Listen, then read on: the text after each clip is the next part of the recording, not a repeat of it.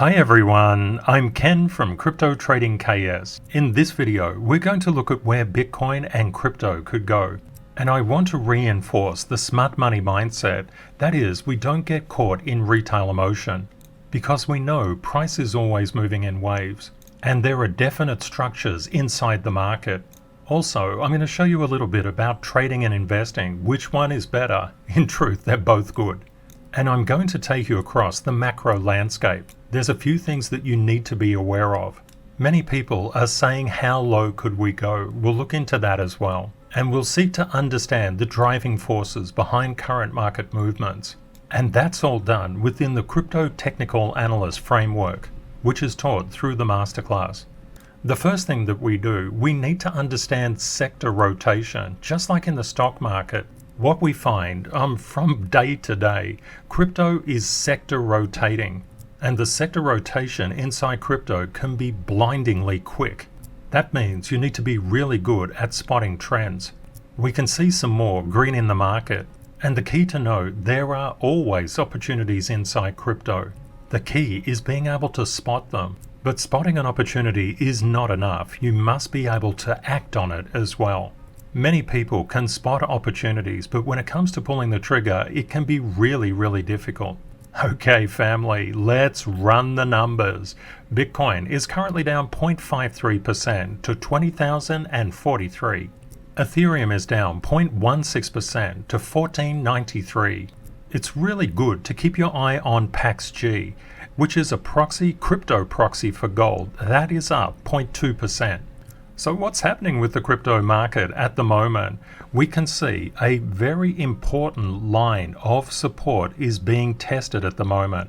We could get a positive momentum movement up to below previous resistance of about, say, 5.39%, say 5% roughly. Don't forget, we're under top level resistance, secondary resistance, and third level resistance. We are under resistance. This is something and nothing more than a retracement. It's not a change of trend. Bitcoin is currently trading at 19,994.86, and now it's changed, of course. So we could get a movement up to 21,133, but be aware, this is what could go for us, what could go against us. We could actually dip under that support line and drop down to around 18,900. If we do that, we could expect a bit of a spike up to retest this support line and confirm its resistance. You have to be really careful. We're at a particular point in time. If we lose this particular support, playing in at around the current price, which is around $20,000, we could be in for a lot of pain. And now, why do I say that? The first thing to understand is Rule 4, and this is a very nuanced rule. Price moves in waves. Price is emotional, and in crypto it can get really emotional. Most people, the majority of traders and investors, are taught the retail mindset, and that's how to be optimistic, hopeful, or then go to euphoria and then drop into anxiety, denial, panic, and just blame and anger. This is a horrible place to live, and smart money just simply does not do that. If your emotions are controlling you, you will lose money to the market. Only knowledge can make you profitable. There's a very easy way to figure out where in the KS zone analysis you are, what particular zone. Zone 1 and Zone 2, the panic zone and the blame zone. Panic zone and blame zone are very normal when investors and traders first get into any market. And it's all about emotions guiding your trades and investments. If you find that you're under conflict or blaming others, you're definitely in the Zone 1 or Zone 2 area. You don't want to be there. That is all based on the concept or fantasy that there is certainty inside financial markets. There's not. There's only probability. Now, what does probability mean, and how does it differ from certainty? Of course, certainty means that one person is right. And what does probability mean? Well, you're never right or wrong. You just play the game. And it can take a very, very long time to get out of zones 1 and zone 2 into zones 3 and zones 4. Patience and rules is zone 3. Mastering fear is zone 4. They're all built on probability. If you ever hear somebody saying, I'm right and you're wrong, you know that person is in blame zone 2. They're just learning. And the only way to get out of these initial zones where all you do is basically lose money, and I know all about this, of course, because I've been in financial markets for more than 3 decades, and any long-termers, we all go through these particular zones. It's no problem being in zone 1 or zone 2. You just want to get out of there as quickly as you can. One thing that typically causes a lot of conflict inside people is the wavy nature of price. Let me explain. I'd like to introduce you to a new term that I created yesterday. It's called an Armageddon Line. And when you cross below Armageddon lines, you can witness very large drops because there's no substantial support to stop the price falling. This is something really important to keep your eye on. Currently, we're 5.28% away from an Armageddon line. This is absolutely critical for you to understand. For example, when price consolidates, usually what we get inside the crypto market is an implosion, a consolidation, an explosion. Sometimes you'll get an explosion just like this little mole here.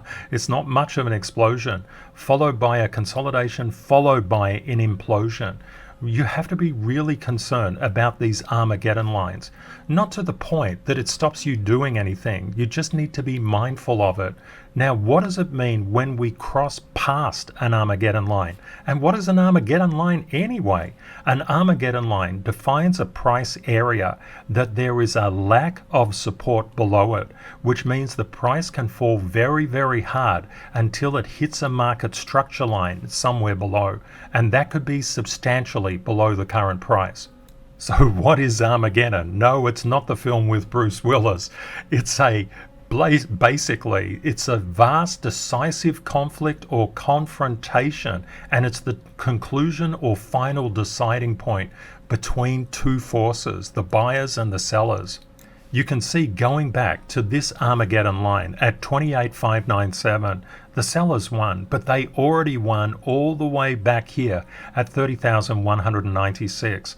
So what you actually see, and we had confirmation of the Armageddon line, when price dipped below that previous area, what do we actually see with price now? We can see price is about 5.28% away from the Armageddon line. If we actually collapse down to the Armageddon line, which is 18,942, we could expect something like this, some kind of vast sell-off. Of course, we need to be careful. We know price moves in waves. So what will actually happen? You can see it happening right now. Price is always moving up and down. Sharp angles tend to reflect, and when they tend to reflect badly, this is a bad reflection because it didn't just V-shape. There were so many sellers here just pushing it down, pushing it down, pushing it down. And Masterclass students, this is all about knowing your lines. You can remember that a couple of days ago I was saying price has had an enormous amount of trouble getting past this 21,530 mark. So I just made it a little bit higher so you can see just how it's just pinging it all the time. And it was always under resistance anyway. So the concept was there was no decisive breakout. What came in its place? Federal Reserve Chairman Jerome Powell said he was going to go after raising the federal funds rate or raising interest rates aggressively until the expectations of consumers and businesses changed. Now, what could happen here? Of course, we're on the weekend, and price action can be subdued on the weekend, but we could potentially get a rally up. So just be aware of this. But I believe unless we cross this resistance line and this resistance line at around 21,550, we can't bank too much on it. We need to get above 21,550 to see any particular repair in the market. But could that happen? One of the things that people get really confused about is how long it takes macroeconomic events to play out. Macroeconomic events take potentially months or even years to play out. And what do you do between that? Of course, you don't sit on your hands. You have to do something. And what we've seen when we look at the NASDAQ, just down here, I was saying it looks like the NASDAQ is going to go for its resistance line. It did in fact do that. And we were always looking at the inverted VIX. The VIX was just dropping off, and now it started to spike. Of course, we understand when the VIX spikes, prices come down. So if we invert it, we get a fairly good indication of how price is going. But when we look across all of the various indexes right across the globe, we can see some very interesting behavior. They're pretty much all following the US indices, except for China. China has been dealing with a lot of homegrown problems ever since Evergrande basically collapsed. It takes so long for macro events to play out. We just have to be mindful of this. And looking at the MSCI ACWI, which is basically just an index that captures large and mid-cap representation across 23 developed market and 24 emerging market countries, we can see it's coming back to support. If it actually breaks down through this support, I would suggest the world's got a problem.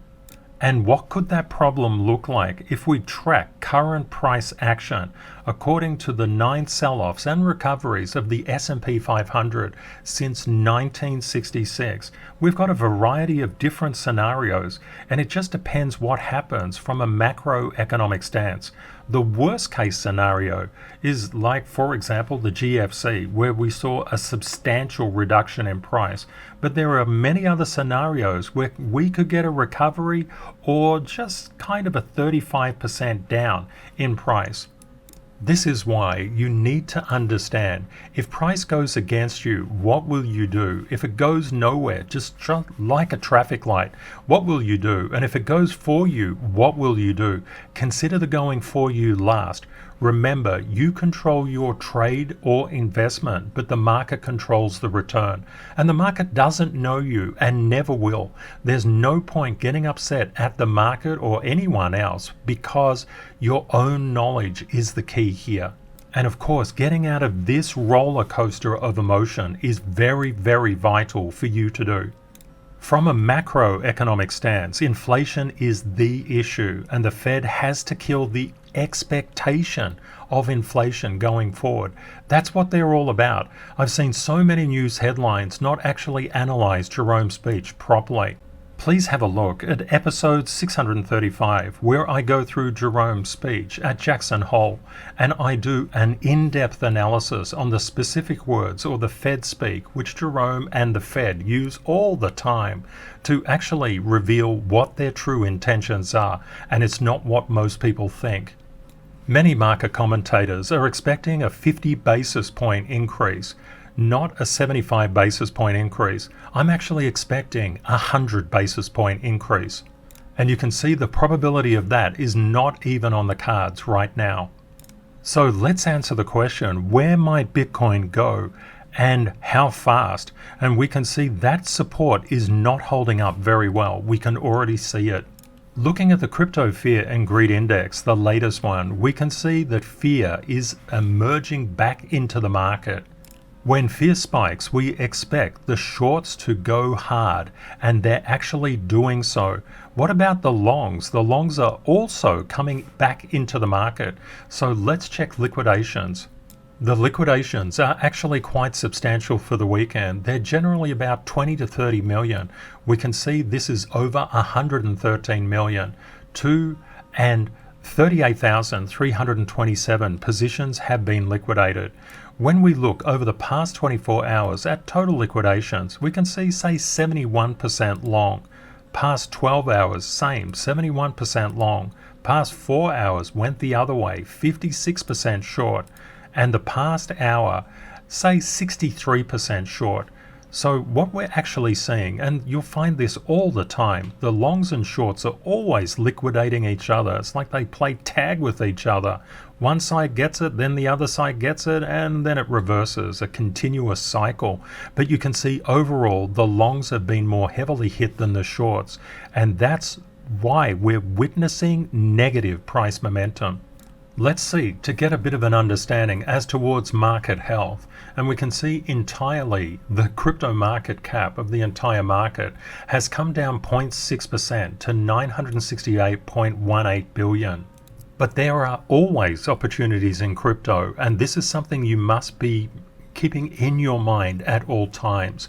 When we actually go out of a position, we come out of a position so we can get into the next position. We're just trying to lock our profits in or minimize losses. The greatest gainers in the past 24 hours, ICP up a little over 11.5%, Synthetics up 7.3%, Chili's up 6.8%, Matic up nearly 5%, as is Axie, and good old ADA nearly up 4%. The greatest losers in the top 100.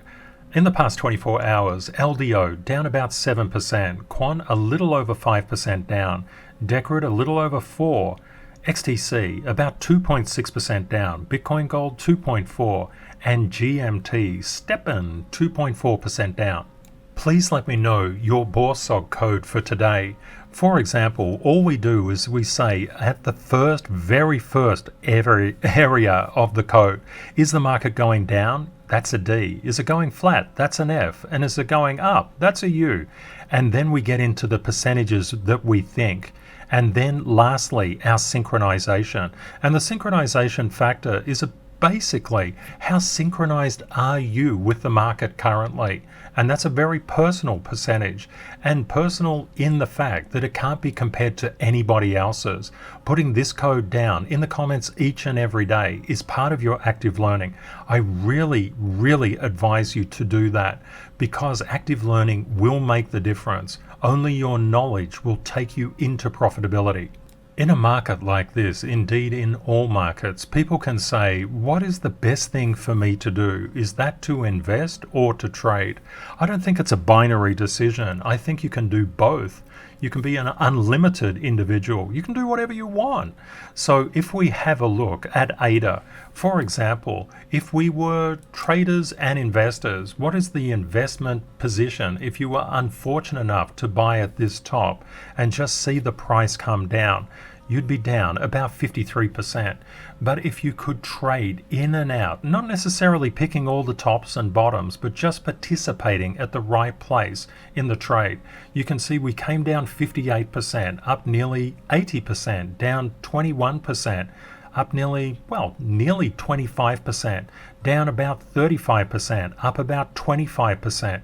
You can see you can take advantage of these waves inside price action when you're a trader. And of course, if you want to invest in HODL, that absolutely is no problem. But I would always suggest you have some percentage of your overall investment funds for trading. And why is that? Because you actually will become a much, much better investor if you can time the market. You can have time in the market. For example, as an investor, you can have a lot of time in the market, but if you can time the market and have time in the market at the right time, wow, you're just unbeatable. That's a superpower. As a trading community, we're all about getting in and out. The reason that we draw Armageddon lines and things like that and talk about support weakening is that we're not an investment channel. Investment channels are all about the fundamentals. We're all about price's reality. And when we consider the price doesn't know us and never will, the market doesn't know us, price doesn't know us, the market is not in your corner. It's not in anyone's corner. Please let me know in the comments, where do you think price will be in 24 hours? And what do you think of Armageddon lines? Are they useful to understand? The central tenet of both investing and trading is to make money and to do it sustainably.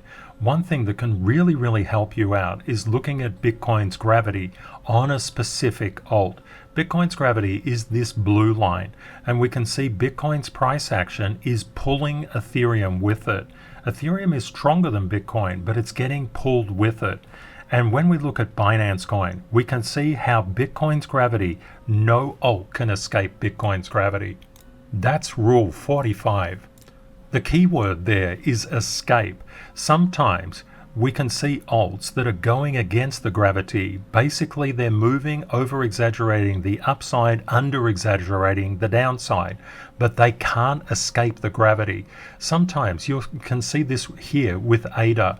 ADA has synchronized in with Bitcoin's gravity. This is generally a good thing, because what you will see is that particular alts can be under Bitcoin's gravity, synchronize, and then get over Bitcoin's gravity. There's a whole area here that you can look at, and this is what we do each and every day. We look at this gravitational pull.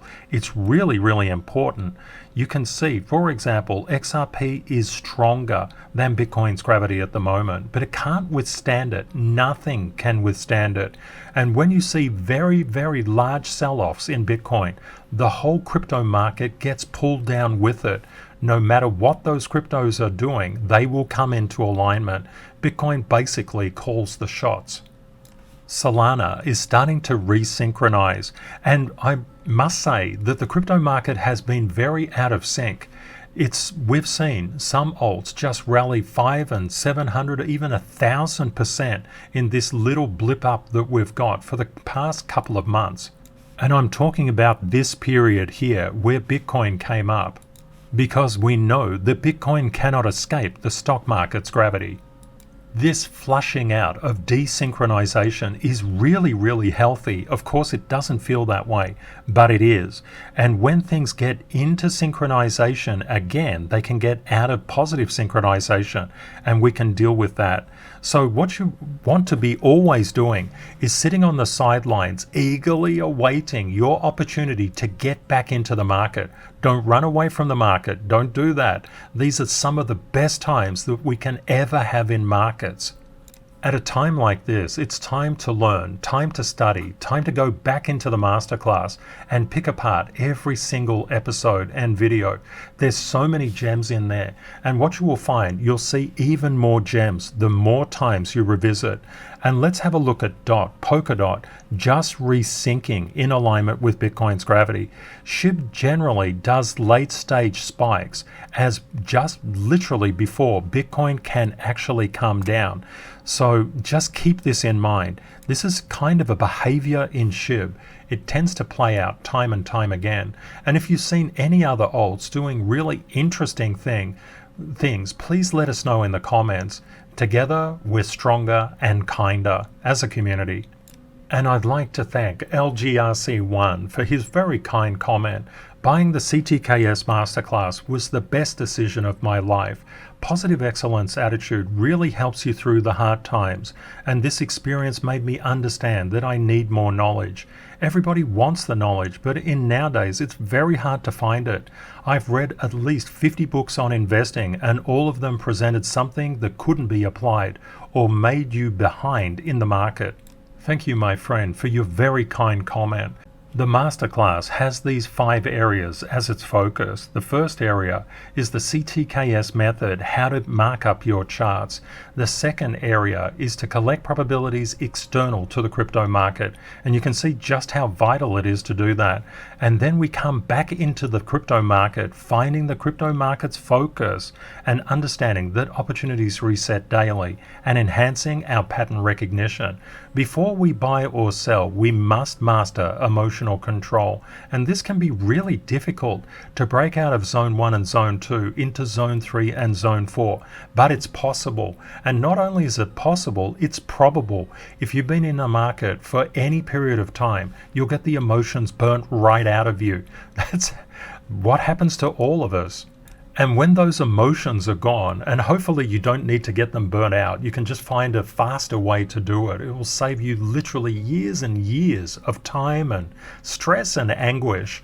But the concept, when you actually see a lot of negative price momentum, you're getting on the right side of the percentage, and that can be just a fantastic place to be, the ultimate place to be. And then there are so many ways to buy and sell. As a community, we focus on positive excellence, and this is all about Zone 3 and Zone 4 behavior. It's very easy to get angry with people and seek to push your ego to the forefront, but that doesn't help you in terms of happiness, fulfillment, and meaning. Angry people are people without inner peace and outer peace. It's not a very good place to be. So we actually look at positive excellence, looking at kindness, looking at persistence, commitment, courage and honor, integrity and decency. These kind of things bring great joy and great meaning into life, and they are, by their own nature, success indicators, because if you have this, success will follow. If you don't have these little boxes, success may be always eluding you or potentially very temporary. And I would like to thank all the people who have made applications for the partial scholarship to the CTKS Masterclass. And I want to also name a couple of scholarship very generous members of our community. Kerry Chambers, there will be a Kerry Chambers CTKS Masterclass Scholarship, a Perperatum CTKS Masterclass Scholarship, a Tails Scholarship, and a scholarship from myself. Please note that the Masterclass requires a lot of persistence, dedication and commitment. You must do one lesson at a time using active learning. Going slow to go fast is absolutely critical, and the next lesson you do in the masterclass requires that you understand the previous one, because I introduce concepts and ideas one video at a time through just-in-time knowledge. Therefore, the partial scholarship is not a complete reduction in the cost of the CTKS Masterclass, but it's very substantial. And like all things that we do in this community, your effort and energy is the rewarded factor. So if you're doing your active learning day by day inside these daily classes, if you're reaching out in the community, if you're making associations and connections to people which are positive, not negative, then you're well on your way to becoming considered very seriously for these scholarships. And I would like to thank again Kerry, Perperatum and Tails for their very kind generosity and their willingness to reach out and help other people. It's just so beautiful. Thank you, my friends. I thought it would be really good to discuss forgiveness in today's comments, because forgiveness is critical. People in Zone 1 and Zone 2 cannot forgive themselves, therefore they cannot forgive others. When we can forgive ourselves for our errors and understand errors are not errors, there's just learning opportunities. So when we can learn, we can forgive. When we can forgive, we can have meaning and fulfillment and happiness in our lives. Please let me know, what do you think of forgiveness? Please consider sharing and liking this video and also subscribing to the channel. We would love to have you as part of our globally extended KS family. If you have friends or family who could benefit from positive excellence and what we do each and every day, please introduce them to our community by sharing a video. We'd love to see them here. We have one of the best communities on YouTube. Thank you very much to our moderators for keeping our community safe from scammers. And please note, I do not have WhatsApp or Telegram, but scammers sure do. Thank you very much too to the CTKS ambassadors for assisting Masterclass students. And of course, a very big thank you to you for watching and for being part of our global KS family. It's not too late to apply for the scholarship, the partial scholarship. The links are in the description. Please remember, crypto is volatile. Always prepare yourself for the best and worst case scenarios. Reality will likely be between them. Stay safe out there, my friends. Take care and see you next time. Bye for now.